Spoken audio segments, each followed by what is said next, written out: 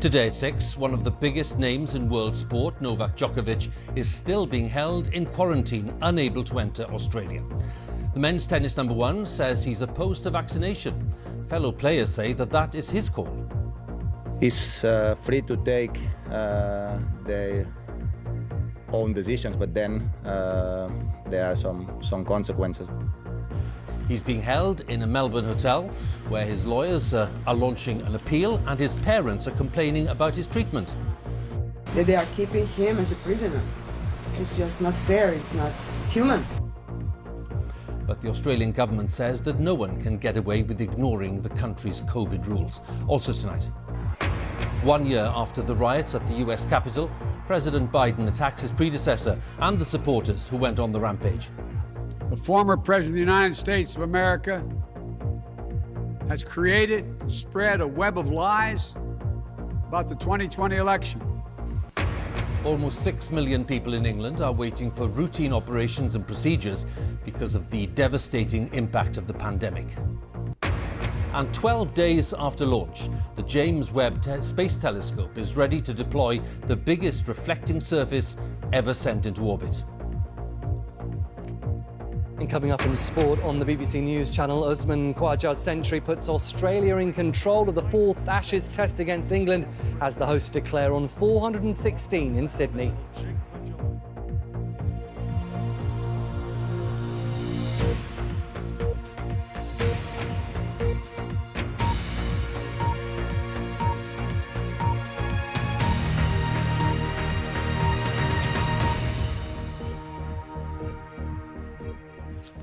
Good evening. One of the biggest names in world sport, the men's tennis number one, Novak Djokovic, is still being held in quarantine in a hotel in Melbourne.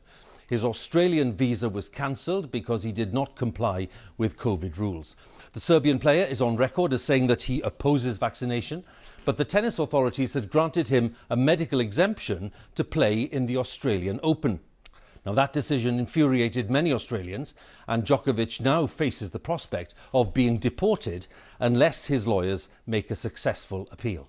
Australia's Deputy Prime Minister said that wealthy people could not wander around the world thinking that they were above the law. Our correspondent in Melbourne, Shaima Khalil, sent this report. The world number one arriving in Melbourne, ready to defend his Australian Open title, only to be told he's no longer welcome. After hours of being held at the city's airport, the border authorities said his visa had to be revoked because of a mistake, and Novak Djokovic was taken to a quarantine hotel. He came to Australia with an exemption, but he's been public about his opposition to being vaccinated.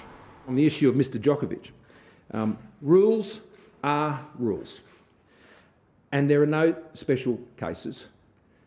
Rules are rules. It's what I said to you yesterday. That's the policy of the government and has been our government's strong border protection policies, and particularly in relation to the pandemic. Scott Morrison's government has been under immense pressure over its handling of the pandemic, amid rocketing case numbers and chaos at testing clinics. All of this is happening with an election looming in the next few months. Djokovic's family say this is a political agenda and has nothing to do with sport. They are keeping him as a prisoner. It's just not fair, it's not human. So I just hope that he will be strong, as we are trying also to be very strong, to give him some energy to keep on going. I hope that he will win. His legal team has challenged the decision, and a court hearing will resume on Monday. Outside the hotel, Tension was high among his supporters. Even as they danced and the music played, you could feel their frustration. I was pretty angry and disappointed and ashamed of being an Australian. I'm an Australian born, and for this to happen in my country, to discriminate like this and treat people like this that come from overseas, that have a medical exemption and haven't done anything that's bad, really. Just, he's here to play. I don't think it is okay for him to have been dragged all this way for this spectacle to take place. Novak Djokovic has landed in the middle of a controversy that has gone beyond tennis and is now at the heart of a political tussle between state and federal authorities. And while Mr. Djokovic and his legal team wait for a decision on Monday, confusion and anger are the overriding sentiments here. Novak Djokovic was expected to go head-to-head with Rafael Nadal. A 21st Grand Slam title is at stake. And today, his rival didn't mince his words. He's free to take their own decisions, but then there are some consequences, no? And of course, I don't like the situation that is happening. For years, Novak Djokovic has dominated the Australian Open, winning 9 times. But his attempt at a 10th title may be over before the tournament has started. Shaima Khalil, BBC News, Melbourne. Well, plenty to talk about this case and more besides, and our sports correspondent Natalie Perks is with me. This case raises huge questions for other tournaments around the world, obviously, Natalie, but it's not just tennis, it's other sports as well. Yeah, it's a hugely contentious issue in sport, and I remember when Gareth Southgate last year did a video trying to support the vaccination programme. He said he got more abuse for that than he did when England lost the European final. In tennis, more than 95% of men in the top 100 are fully vaccinated. Clearly Djokovic, the most high profile to put his head above the parapet. He's clearly not alone though. In America, there's a high profile unvaccinated basketball player who's been unable to play for the Brooklyn Nets at home all season because of New York's strict rules on the unvaccinated in the workplace. Here in the Football League, 1 in 4 players say they do not intend to get a jab. Yesterday even, the Premier League chairman had to write to all the clubs saying, look, if you're unvaxxed, you've got unvaxxed staff, unvaxxed players, they could be facing stricter measures. And in Germany, Bayern Munich went one further. They do no longer pay unvaccinated players if they have to isolate due to COVID. So what's clear, I think, from Australia, Macron yesterday, and Beijing, who of course have got the Winter Olympics next month, 21 days quarantine for anyone who's unvaxxed. I think it's clear that it's getting harder for the unvaccinated to travel. And if you make your living from global sport, that's a huge problem. Indeed. Natalie, many thanks again. Natalie Perks there with the latest thoughts on that case. Now, a report by a parliamentary committee at Westminster has described the catastrophic impact of the pandemic on many patients needing NHS treatment. Almost 6 million people in England are waiting for routine operations and procedures. But the Health and Social Care Select Committee says the demands of emergency care and staff shortages could ruin the plans to tackle the growing backlog. Our health editor, Huw has the story. Operating theatres standing idle. One of the consequences of COVID. For months early in the pandemic, only emergency procedures were done. Patients hoping for planned surgery just had to wait longer. A new report by a Commons committee spells out the serious implications of the backlog. The chair of the committee says it's made an existing problem worse and radical action is needed. I'm worried that we could turn a temporary crisis caused by the pandemic into a permanent change in the landscape where it just becomes the norm for people to wait years and years for their operations, and without some really major reforms, particularly to make sure that we're training enough doctors and nurses for the future, I'm afraid that is again on the horizon. Chris is one of those who missed out. He's supported by the Versus Arthritis charity. His hip replacement was cancelled in March 2020. And he's still waiting. Well, the impact has been catastrophic in the way of my life. I can't go out. I've been homebound now for 2 years. It does need sorting because the the queue for people waiting for operations is only going to get longer and longer and longer. There are certainly major long-term challenges, but are there shorter-term solutions? Well, one idea is surgical hubs, standalone units like this one. Patients here are all recovering after planned orthopaedic surgery. It's a specialist centre and operations are carried out 6 days a week. Slightly under 100, so... The lead surgeon said it was important to be separate from other areas of the hospital. These beds are ring-fenced and we can get the patients who need planned surgery in without that being compromised by patients needing emergency treatment. So if you have that right kind of infrastructure, then you can start making inroads into the huge waiting lists. Just going to pop this probe on your finger. Catherine has been waiting since last April for her hip replacement, but she was in today to have the operation. Just getting up, walking, it's very difficult to put any socks on or anything, and or bending down. Don't ask me to get down the floor because you'd never get me up again. So it was like, but yeah, the pain was, yeah, it gradually got worse. Yeah, it's like, I'm so glad they've got me in to have the surgery done. So. Solutions like this represent a start, but stopping waiting lists rising, never mind bringing them down, will be a huge logistical challenge.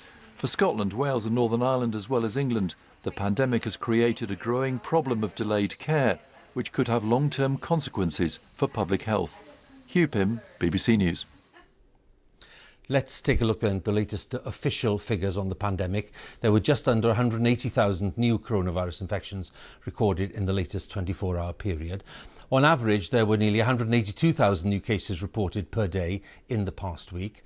There were nearly 18,000 people in hospital being treated for coronavirus as of yesterday. 231 deaths were reported in the latest 24-hour period. That's of people who died within 28 days of a positive COVID test.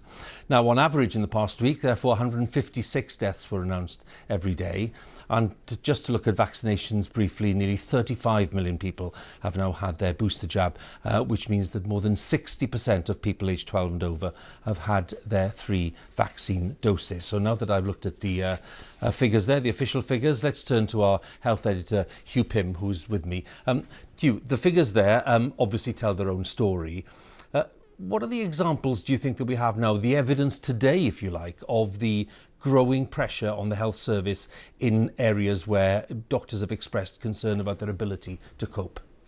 Well, Huw, it seems that 1 in 8 major hospital trusts in England have declared critical incidents. That's when services are possibly affected by developments and staff absences being one of the obvious problems. That's slightly lower than yesterday, but Boris Johnson has said that the government will be increasing support massively for struggling hospitals in England, and it's expected there'll be announcements on that tomorrow.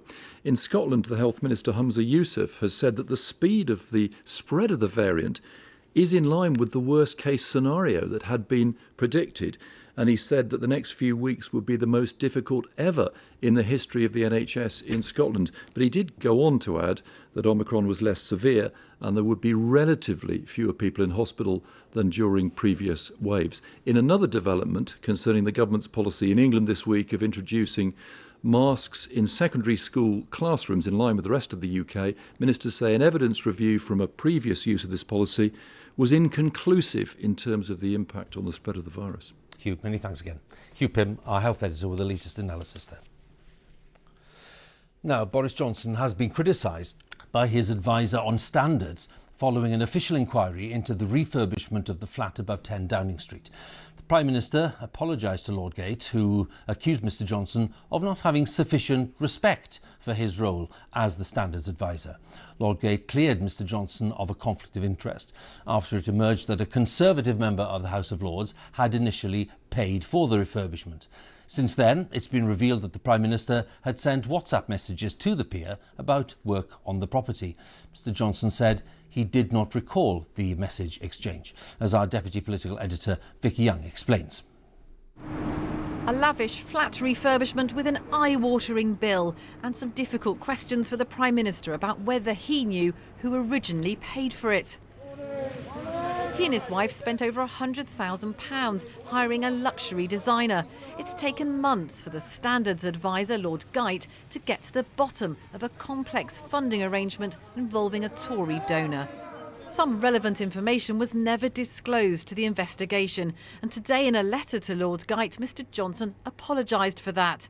I am sorry that the Office of Independent Advisor has been put in this position and can only repeat the humble and sincere apology I gave when we discussed this matter earlier today. 10 syringes. 10 syringes, yeah. Mr Johnson is busy highlighting the success of vaccines, but questions have continued about what he knew and when.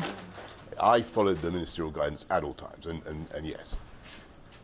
Surely you'd remember such an exchange even if you couldn't see the messages. I followed the ministerial guidance at all times. Come in. Thank you very much. This is what the flat looked like when the previous occupant opened the doors to the BBC. But the Johnsons didn't like it, preferring designs in the more exuberant style of Lulu Little.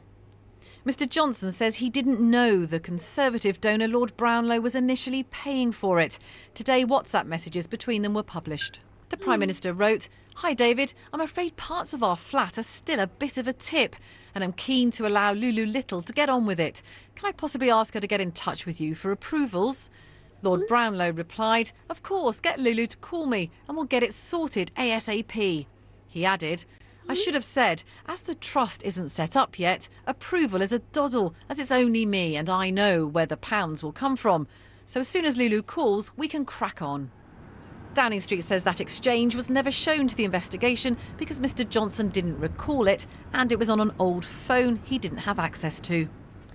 In his letter to the Prime Minister, Lord Geidt doesn't hide his irritation that he didn't see those WhatsApp messages. He said if he had, he would have asked more questions and might have changed some of his findings. But he says his main conclusion that the Prime Minister didn't break the ministerial code, well, that still stands. This really isn't good enough. And we need the Prime Minister to now be fully transparent around this very, very sorry saga and all the other instances of Conservative sleaze that we've seen over recent months. Boris Johnson has now paid for the flat refurbishment himself, but the episode threatens to undermine public confidence in the way standards in public life are upheld. Vicky Young, BBC News, Westminster. Russian forces have arrived in Kazakhstan, that's one of Russia's southern neighbours, following an appeal for help from the country's president. There's a total internet and mobile phone blackout in the country, which has been rocked by violent clashes and protests, which started when fuel prices went up rather sharply, but have widened now to include other political grievances. The government has restored a price cap on some fuels, but the situation is still very tense, as our correspondent Paul Adams tells us. After 2 days and a long night of violence, Kazakhstan's biggest city is bearing the scars. Almaty's presidential residence is gutted. Attempts to protect it clearly failed. This morning, troops were in action, firing live rounds. At who or what wasn't clear. With the internet down and very little independent media, it's hard to know exactly what's going on. The government calls this an anti-terrorist operation. It says dozens of people were killed overnight as they attempted to storm the city's police headquarters. It's a claim that's hard to verify. Kazakhstan's president is sounding tough, pointing the finger at unnamed foreign organisers. Given that these terrorist gangs are international and have received extensive training abroad, their attack on Kazakhstan can and should be considered an act of aggression. It's a claim vehemently rejected by the demonstrators themselves. They speak of long-standing, deep-seated economic and political frustrations. When the president said he's at war with thugs, he called us thugs, terrorists. We're neither thugs nor terrorists. We participate in rallies. When he said that, I was deeply disappointed. Russian troops and equipment have already arrived, Moscow responding to yesterday's call for help from President Tokayev. How they'll be deployed is not clear. Protests have now spread to other cities, including here in Kazakhstan's far north. Turmoil spreading across this vast country. Paul Adams, BBC News. Time is just about 19 minutes past 6. Our main story this evening. One of the biggest names in world sport, Novak Djokovic, is still being held in quarantine in Melbourne, unable to enter Australia. And coming up, how farmers in England could be paid to turn areas of land over to wildlife restoration. Coming up on Sports Day on the BBC News Channel, what next for Novak Djokovic? His visa to enter Melbourne and play at the Australian Open has been revoked after he failed to meet the rules around vaccine exemption.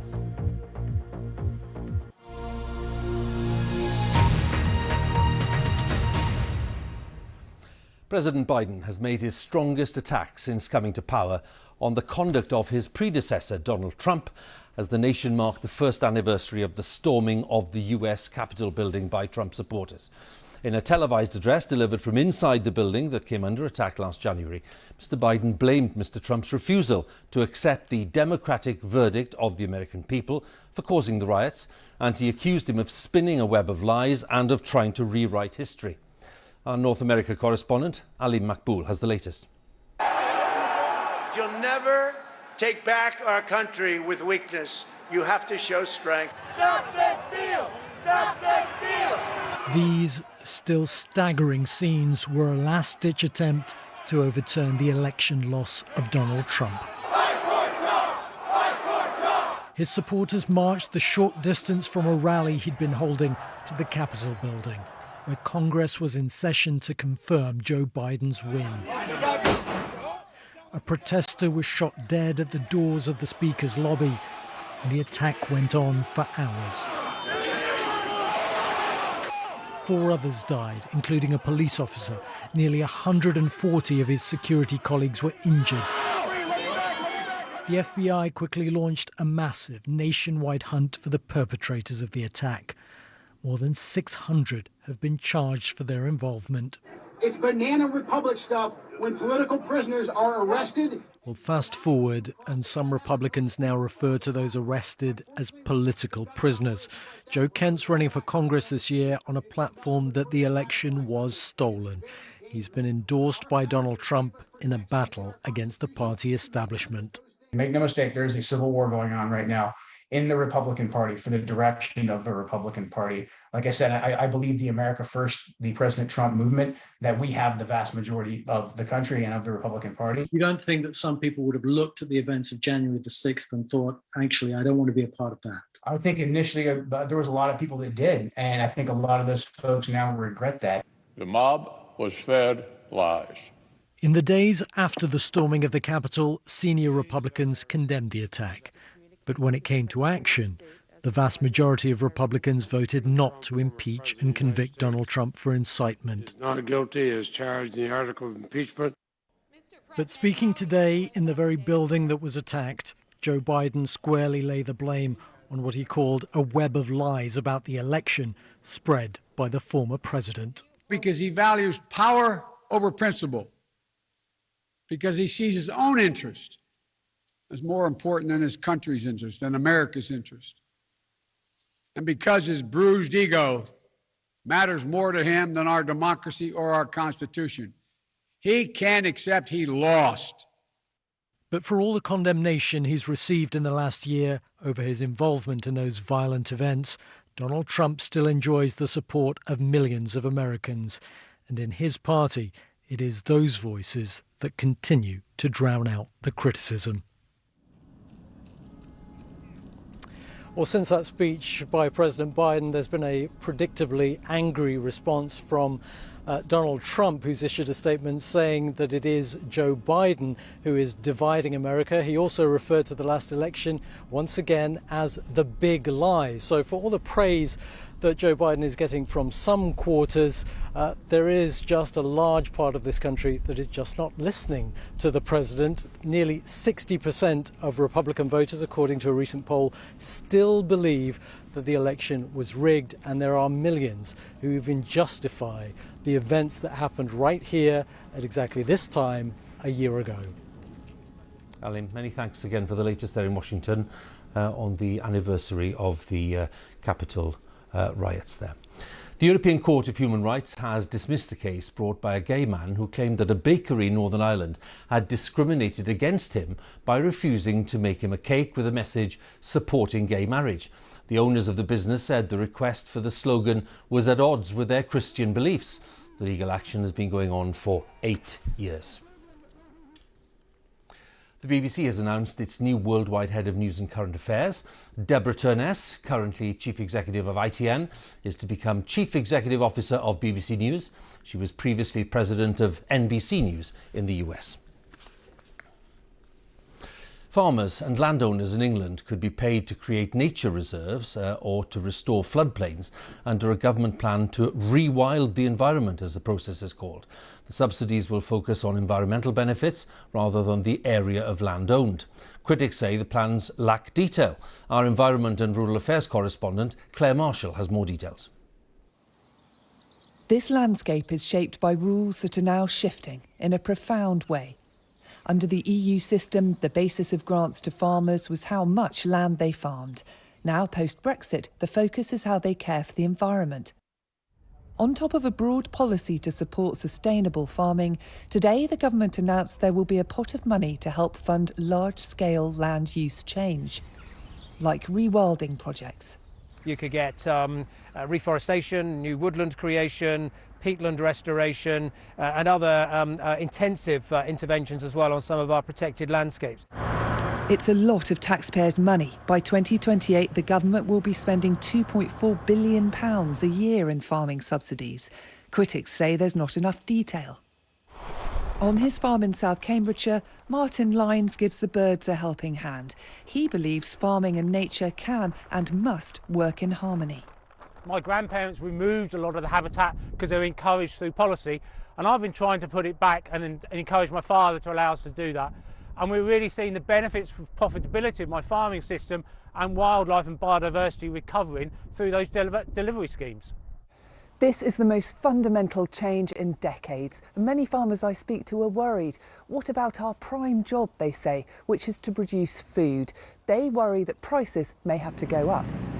This Wiltshire farm produces milk, meat and crops. It's been in the Quick family for 2 decades. They want to do the right thing. Farmers are here to produce food for the millions of people in this country. But Philip is concerned by the reforms. All it's going to do is make us a bigger importer. And if you do that, what's the point in improving the environment and then getting more lorries coming across, more planes coming across with food in? It's going to pollute the environment. It's just a no-win situation. Agriculture is devolved. This is the direction England is taking. It's largely up to the nations whether or not to follow.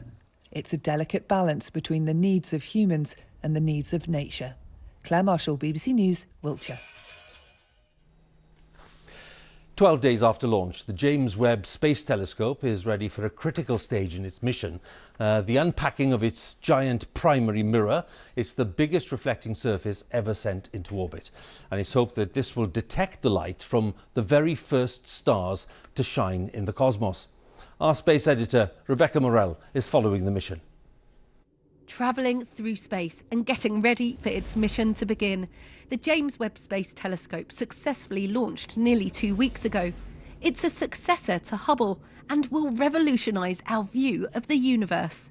Webb has the potential to blow people away, even people who are used to Hubble. And I know that's hard to imagine, but the instruments are so powerful. The telescope is so powerful. Almost anywhere we look, we're going to be breaking new ground in a huge way. The telescope is so big, to get into space, it had to be folded up like origami. It's been busy unfurling.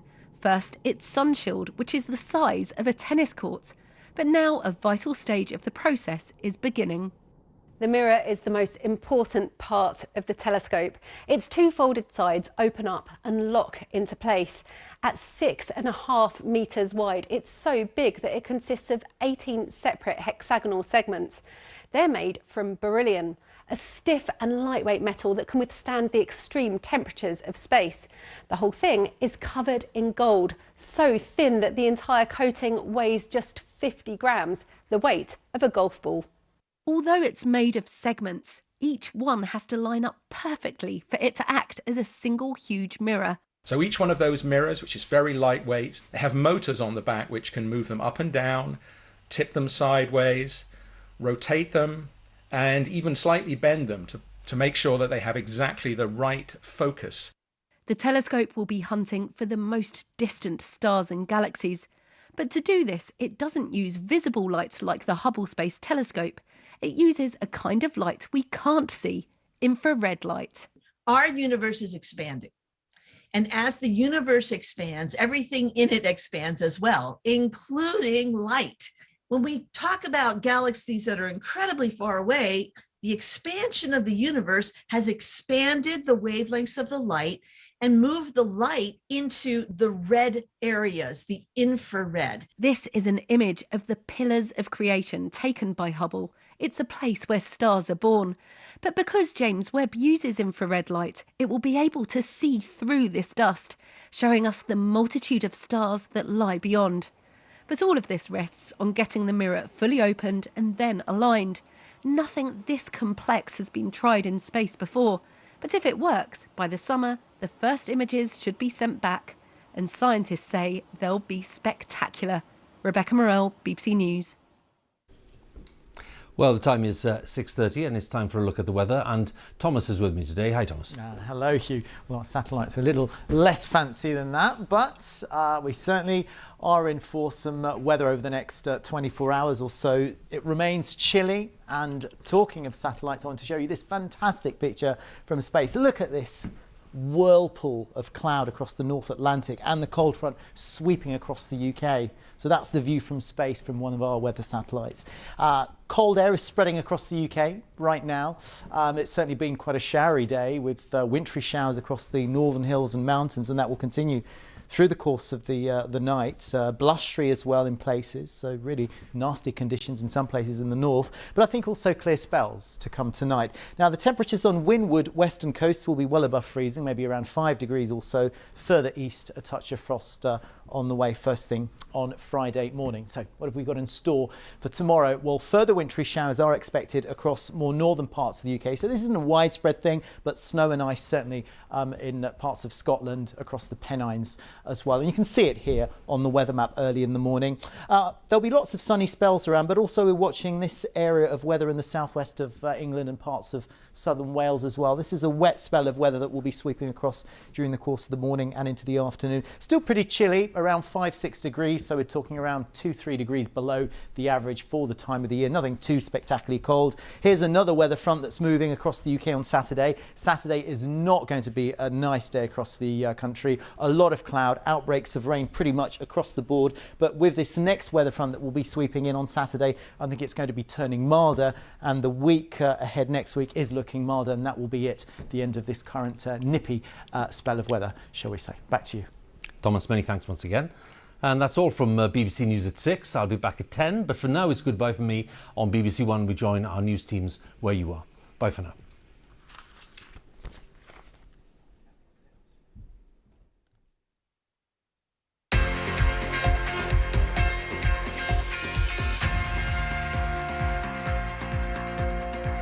Hello and welcome to Sports Day. I'm Chetan Patek. Coming up on tonight's programme,